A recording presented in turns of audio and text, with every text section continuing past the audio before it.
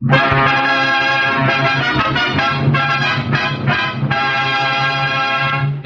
of the Merchant Marine. Heroes of the Merchant Marine. The thrilling true stories of men who are heroes aboard ship. A program salute to the men who serve and live for their country by sailing the world's seaways to deliver to our troops and allies the vital supplies of a victorious new world. Heroes of the Merchant Marine is a series of programs dedicated to America's brave merchant seamen, the everyday common men who are heroes every day they sail the pathways of the world. These are true stories, narrated by Ray Lewis and transcribed from the confidential files of the War Shipping Administration.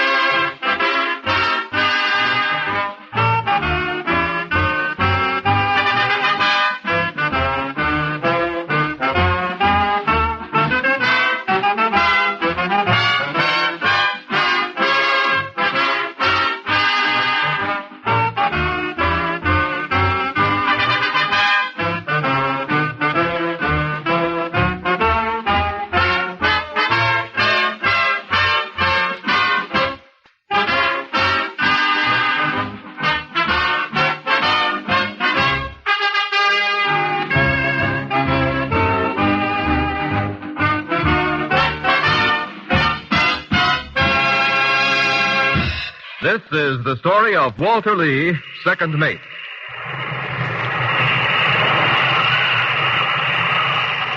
I've seen storms before in my life. I can't hear you. I say I've seen storms in my life.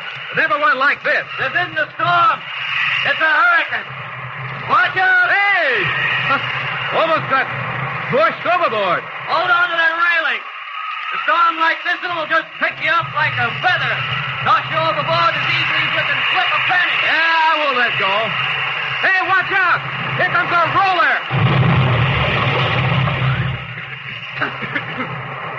Biggest hunk of water I've ever seen. And plenty more where that came from. Don't let go of that railing. That wind keeps trying to... I can't hear you. I say the wind keeps trying to chuck me overboard. Well, just hold on. Here we go again. Watch it.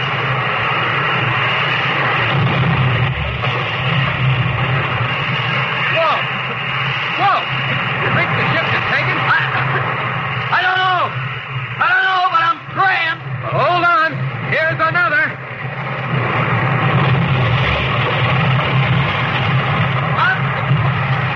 I'm worried about the ship. She's taken a terrible beating. I don't know if any ship can take this very long. Whoa! What's that noise? What is it? The hull. It's creaking. Do you think we're gonna... Don't think anything. Just hold on to the rail. This story is about that fellow named Walt, there at the railing of a merchant ship during a shattering gale one night during the war. His name is Walter J. Lee, and he's a second mate in the United States Merchant Marine. Comes from Oswego, New York, little town that's typical of thousands of American small towns. It's a county seat, complete with big corner drugstore where the kids gather every Saturday night, and particularly where young Walt Lee used to spend most of his afternoons and nights, listening to the druggist, old Sam Winters, who used to be a sea dog before his leg got him, and he settled down to being a druggist in Oswego.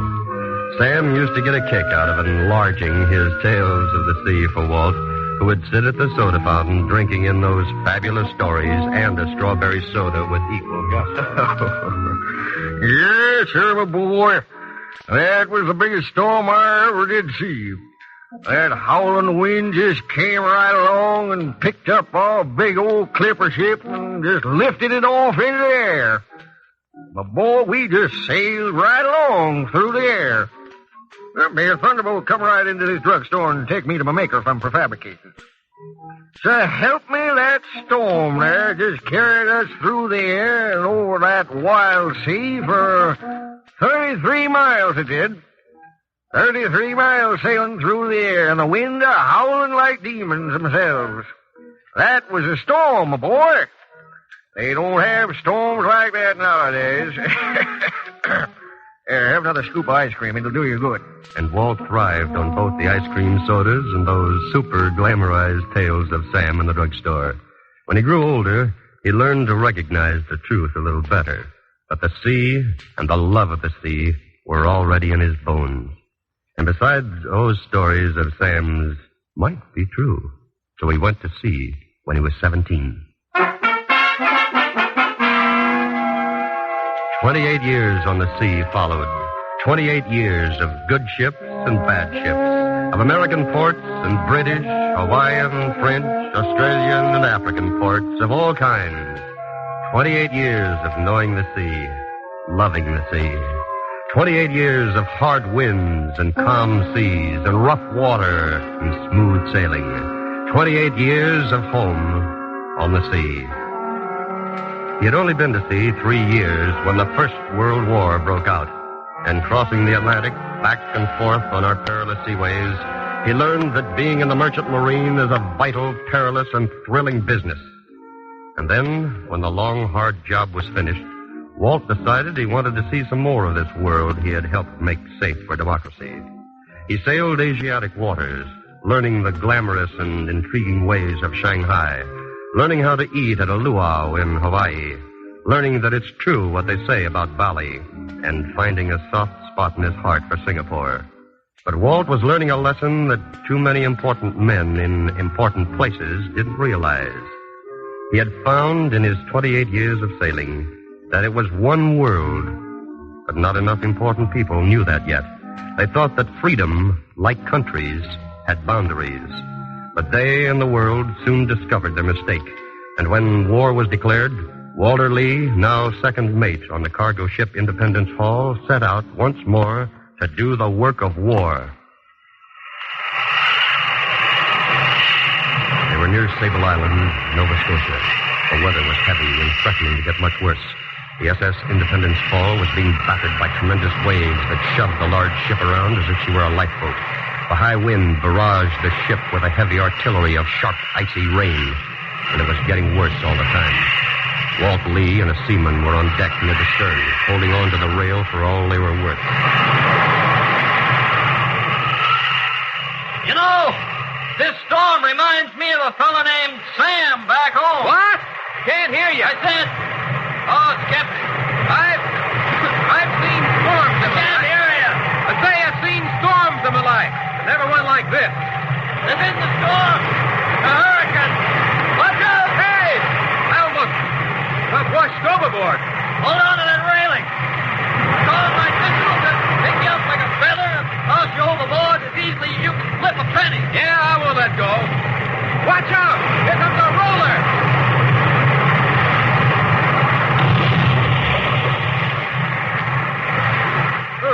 Biggest hunk of water I've ever seen. And plenty more where that came from. Don't let go of that railing. That wind keeps trying Can't to... hear you. I say the wind keeps trying to chuck me overboard. Just hold on. Here we go again. Watch it. Whoa! Whoa! You think the ship could take it? I don't know, but I'm praying. Hold on. Here's another.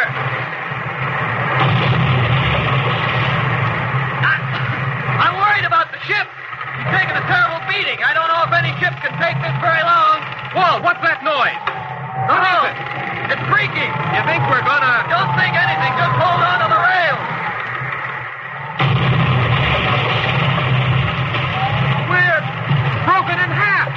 The hull split in two. Walt, the hull split in two. Right in two. The Independence Hall broke in half, shattered by the beating, pounding, gigantic waves.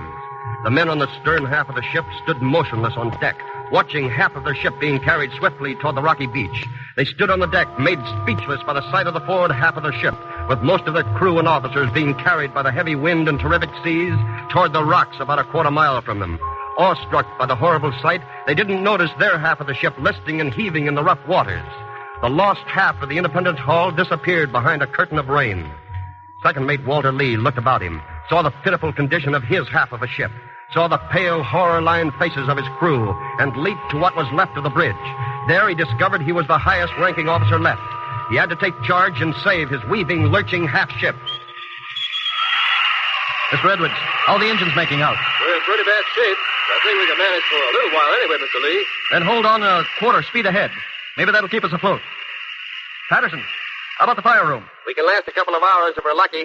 Nobody hurt down here. Good. Edwards, it's working. We're not rolling as much. Keep it up, quarter speed ahead. We may stay afloat if the storm tones down a little. Sweat was streaming down Walter Lee's forehead, but his voice was steady. Every life on that half-ship was in his hands, and he knew it. He was determined to save his men and the remnants of his ship. After a few minutes, he left the bridge to supervise the rigging of a jury antenna. Every man in the crew pitched in, and in the midst of that furious storm, the antenna was rigged, and SOS signals were being sent out by what was left of the radio set in a matter of minutes. Meanwhile, the ship had begun to list again, and Lee raced back to the bridge.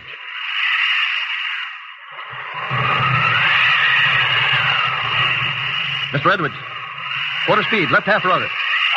Quarter speed, half left rudder. Somehow, by luck and patience and 28 years' worth of life on the sea, second mate Walter Lee cheated the sea out of his half of a ship. A battered stern still listed and was being still toyed with by the wind, but it stayed afloat. And the engine room and the fire room and what was left in them still worked. Mr. Edwards, they're still listing. Make it half speed ahead. And the stern half of the Independence Hall did stay afloat. Walter Lee had cheated the sea and wind and battering waves. He had kept his half of a ship afloat and sailing until... Mr. Lee, look! To the starboard! To the starboard, Mr. Lee! I see him, Bosun. I see him.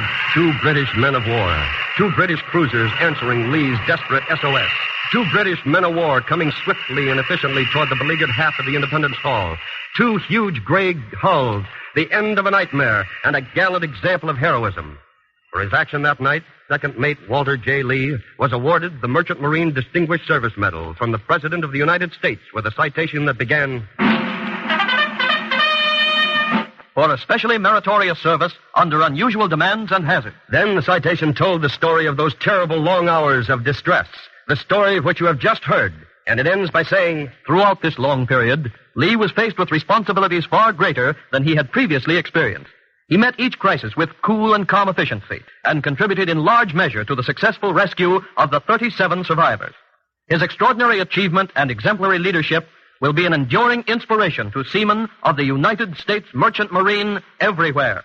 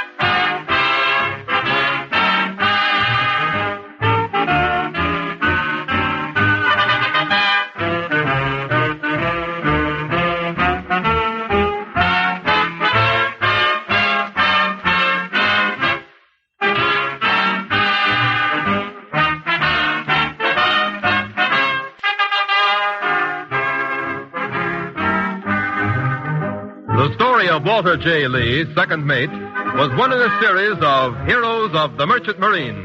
Program salutes to our brave merchant seamen as transcribed from the confidential files of the War Shipping Administration.